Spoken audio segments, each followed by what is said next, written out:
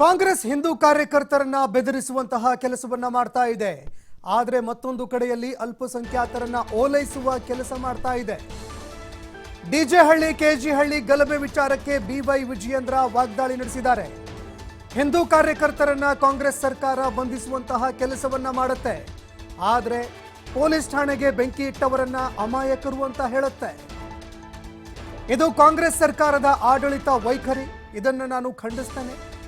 ಮೈಸೂರಿನಲ್ಲಿ ಬಿಜೆಪಿ ರಾಜ್ಯಾಧ್ಯಕ್ಷ ಬಿವೈ ವಿಜಯೇಂದ್ರ ರಾಜ್ಯ ಸರ್ಕಾರದ ವಿರುದ್ಧ ವಾಗ್ದಾಳಿ ನಡೆಸಿದ್ದಾರೆ.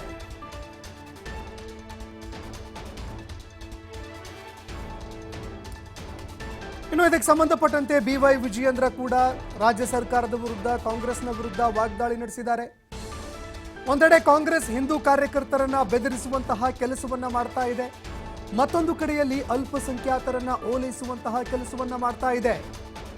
ಡಿಜೆ ಹಳ್ಳಿ ಕೆಜಿ ಹಳ್ಳಿ ಗಲಭೆ ವಿಚಾರಕ್ಕೆ ಸಂಬಂಧಪಟ್ಟಂತೆ ಬಿವೈ ವಿಜಯೇಂದ್ರ ವಾಗ್ದಾಳಿ ನಡೆಸಿದ್ದಾರೆ. ಹಿಂದೂ ಕಾರ್ಯಕರ್ತರನ್ನ ಕಾಂಗ್ರೆಸ್ ಸರ್ಕಾರ ಬಂಧಿಸುತ್ತೆ, ಆದರೆ ಪೊಲೀಸ್ ಠಾಣೆಗೆ ಬೆಂಕಿ ಇಟ್ಟೋರನ್ನ ಅಮಾಯಕರು ಅಂತ ಹೇಳುತ್ತೆ ಅಂತ ಬಿವೈ ವಿಜಯೇಂದ್ರ ರಾಜ್ಯ ಸರ್ಕಾರ ಹಾಗೂ ಕಾಂಗ್ರೆಸ್ನ ವಿರುದ್ಧ ವಾಗ್ದಾಳಿ ನಡೆಸಿದ್ದಾರೆ.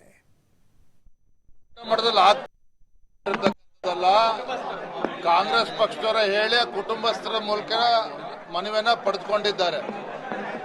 ಇವರಿಗೆ ಹಿಂದೂ ಕಾರ್ಯಕರ್ತರನ್ನ ಬೆದರಿಸತಕ್ಕಂಥ ಕೆಲಸ ಕಾಂಗ್ರೆಸ್ ಪಕ್ಷದವ್ರು ಮಾಡ್ತಾರೆ. ಮತ್ತೊಂದು ಕಡೆ ಅಲ್ಪಸಂಖ್ಯಾತರನ್ನ ಓಲೈಸತಕ್ಕಂಥ ಕೆಲಸ ದೊಡ್ಡ ಮಟ್ಟದಲ್ಲಿ ಆಗ್ತಾ ಇದೆ. ಇದು ಮಾನ್ಯ ಮುಖ್ಯಮಂತ್ರಿಗಳು ಕೂಡ ಬಜೆಟ್ನಲ್ಲೂ ಕೂಡ ಹೇಳಿದ್ದಾರೆ, ಬೇರೆ ಬೇರೆ ಸಂದರ್ಭದಲ್ಲೂ ಕೂಡ ಹೇಳಿದ್ದಾರೆ. ಹಿಂದೂ ಕಾರ್ಯಕರ್ತರನ್ನ